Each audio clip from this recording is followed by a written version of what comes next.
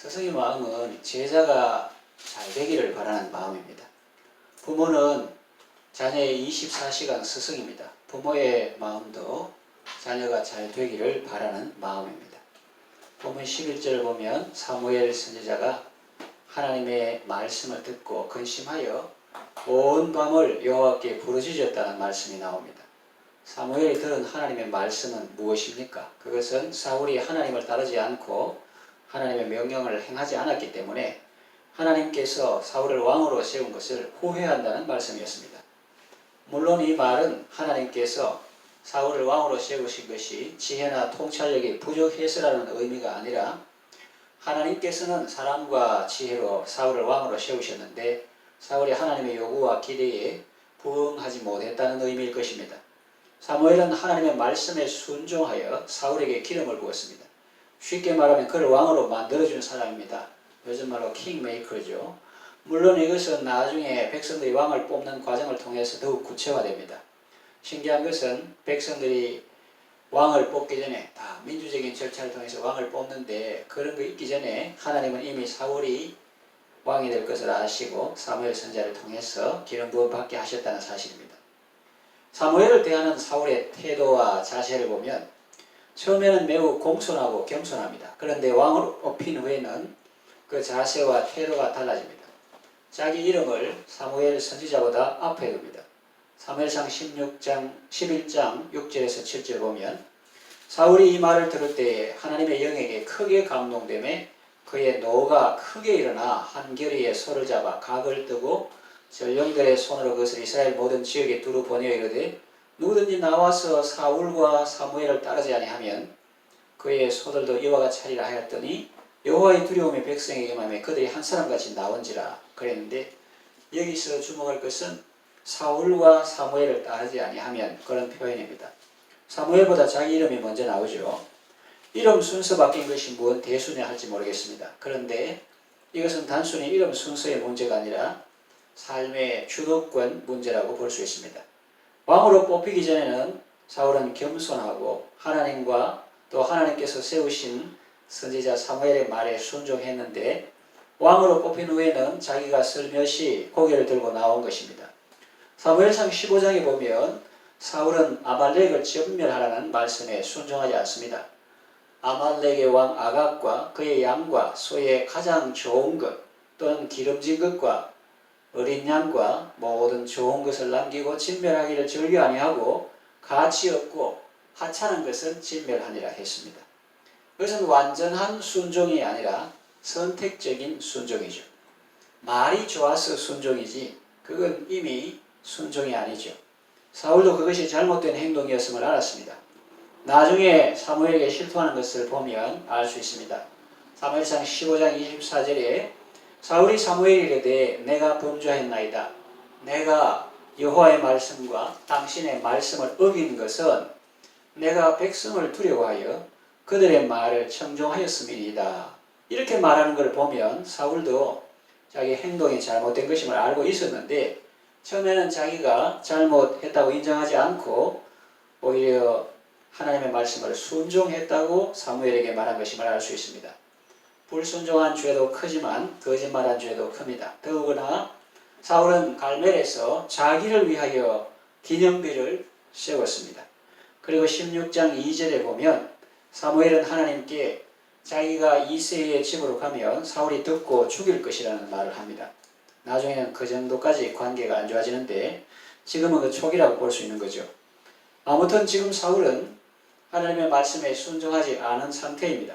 그리고 사무엘은 하나님께서 사울을 왕으로 삼은 것을 후회한다는 말씀을 들었습니다. 사무엘 입장에서 보면 사울이 얼마나 괘씸하겠습니까? 또 얼마나 안타깝겠습니까?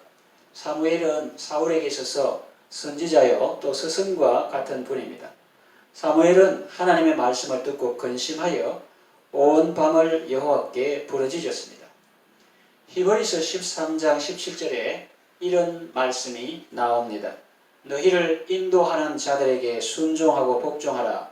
그들은 너희 영혼을 위하여 경성하기를 자신들이 청산할 자인 것 같이 하느니라. 개역 한글에는 자신들이 회개, 카운트할 자인 것처럼 하느니라. 그들로 하여금 즐거움으로 이것을 하게 하고 근심으로 하게 하지 말라. 그렇지 않으면 너에게 유익이 없느니라 했습니다. 이 말씀을 보면 하나님께서 세우신 인간 지도자와 스승들에게 우리가 어떻게 하기를 원하시는지 알 수 있습니다. 너희를 인도하는 자들에게 순종하고 복종하라고 했습니다. 그들이 즐거운 마음으로 지도하게 하고 근심으로 하게 하지 말라고 했습니다. 그런데 사울은 사무엘에게 근심이 되었죠. 사무엘은 사울의 영혼을 위하여 경성하기를 마치 자기가 청산할 자인 것처럼 하나님께 부르짖었습니다. 이것이 바로 스승의 마음입니다. 제자가 잘 되기를 원하고 그들이 주님의 기쁨이 되기를 원합니다. 그들이 진리 안에서 행한다함을 들을 때 가장 기뻐합니다. 그러나 그들이 하나님을 멀리하고 그 말씀에 순종하지 않을 때 근심하고 하나님께 부르짖어 기도합니다. 여러분은 여러분의 인도자들이 여러분을 생각할 때마다 하나님께 감사 제목이 되는 성도가 되시기 바랍니다. 그렇지 않고 근심이 되고 기도 제목이 되는 성도가 되면 자신에게 유익이 없습니다. 잠시 제자의 도리에 대해서 말씀드렸습니다. 다시 본론으로 돌아가 스승에 대해서 말씀드리겠습니다. 참된 스승은 제자를 사랑하는 사람이고 또 제자를 위하여 기도하는 사람입니다.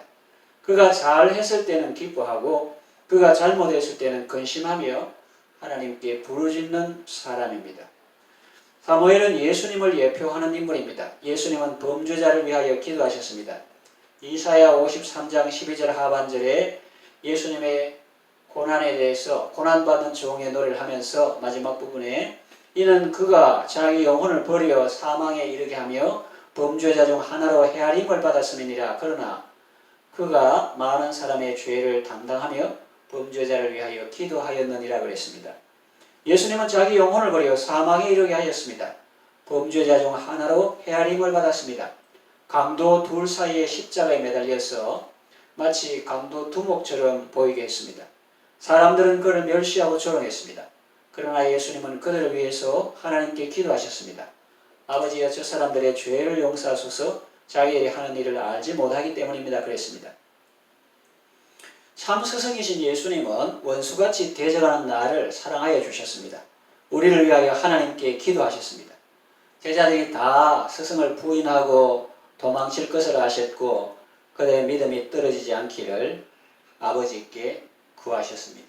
우리가 말씀을 받을 때 상방적으로 받고 또 전체적으로 받는 것이 중요합니다. 나는 언제까지나 제자이니까 그런 스승 만나면 좋겠다 이렇게 생각만 해서도 안 되고 또 스승의 입장에서만 받아도 안 되고 우리가 존재하는 것이 실제로는 조상에게는 우리가 후손이요 후손에게는 우리가 조상입니다. 우리가 어릴 때는 선생님의 제자였고 지금은 학생들이나 자녀들의 스승이고 부모입니다. 그래서 그 각자에게 주시는 말씀을 잘 받아야 되는데 제자에 대해서도 잠시 언급하겠지만 인도하는 자들에게 순종하고 복종하라. 근데 지금 스승에 대해서 지금 사무엘이 사울을 위하여 기도한 것처럼 또 예수님께서 그 제자들을 또 무지한 사람들을 위해서 기도하신 것처럼 우리도 기도의 삶을 사는 것이 진정한 어른이요 좋은 어른이요 좋은 스승이다 하는 그런 맥락에서 내게 주시는 말씀으로 받을 때 은혜가 되는 거죠. 우리가 어릴 때는 다 부모에게 자녀요 스승에게는 제자요 선배에게는 후배였습니다. 그런데 세월이 지남에 따라 우리도 자녀에게는 부모가 되었고 제자에게는 스승이 되었고 후배에게는 선배가 되었고 나중 믿는 사람에게는 먼저 믿는 사람이 되었습니다. 나이가 많든지 적든지 내 남편이든지 시어른이든지 예수 내가 먼저 믿는다면 그들은 내보다 예수 나중 믿는 사람들이요. 내가 그들을 사랑하고 축복하고 위해서 기도해야 돼. 그런 대상인데 마치 본문에 사무엘이 사울을 위하여 기도했던 그가 잘할 때뿐만 아니라 그가 하나님께 불순종하고 하나님 마음을 아프게 할 때 마치 자기가 청산할 회개할 카운트한 자의 것처럼 하나님 앞에 기도했던 그 모습을 우리가 볼 수가 있습니다. 오늘 말씀은 우리가 부모와 스승으로서 또 먼저 믿는 자로서 가정의 영적인 선지자로 제사장으로서 어떻게 행동해야 할지를 우리에게 일깨워주고 있습니다. 하나님은 원수같이 대적하는 우리도 사랑하여 주셨습니다. 그런데 우리는 어떻습니까? 원수가 아니라 가족인데도 그들을 위해 기도하기를 쉬고 있지는 않은지요. 너무 힘들어서 그들을 위해 기도하는 것을 포기하지는 않았는지요. 사무엘은 백성들에게 은퇴하면서도 나는 너희를 위하여 기도하기를 쉬는 죄를 결단코 범치 않겠다 이런 말을 했습니다. 기도는 사랑입니다. 기도는 축복입니다. 사람이 이 세상을 살면서 다른 사람을 위해서 해줄 수 있는 가장 큰 일이 무엇이겠습니까? 그를 위하여 하나님 아버지께 기도하는 것 아니겠습니까? 사랑의 기도, 축복의 기도, 중보의 기도로 많은 사람을 살리고 세우는 아름답고 귀한 삶을 살아가시기를 바랍니다. 기도하겠습니다. 하나님 아버지, 사울이 하나님의 말씀에 순종하지 않았을 때 사무엘은 근심하며 온 밤을 하나님께 부르짖었습니다. 예수님은 범죄자들 중 하나로 헤아림을 입었지만 실상은 범죄자들을 위하여 기도하셨고 지금도 우리를 위하여 기도하고 계십니다. 이 사랑을 받은 우리도 예수님처럼 살게 하소서. 좋은 어른이 되게 하시고 좋은 스승이 되게 하시고 좋은 선배가 되게 하소서. 자녀들과 제자들과 후배들을 사랑하고 축복하며 그들을 위하여 기도하는 사람이 되게 하소서. 많은 사람을 살리고 세우는 생명의 삶을 살게 하소서. 예수님의 이름으로 기도합니다. 아멘.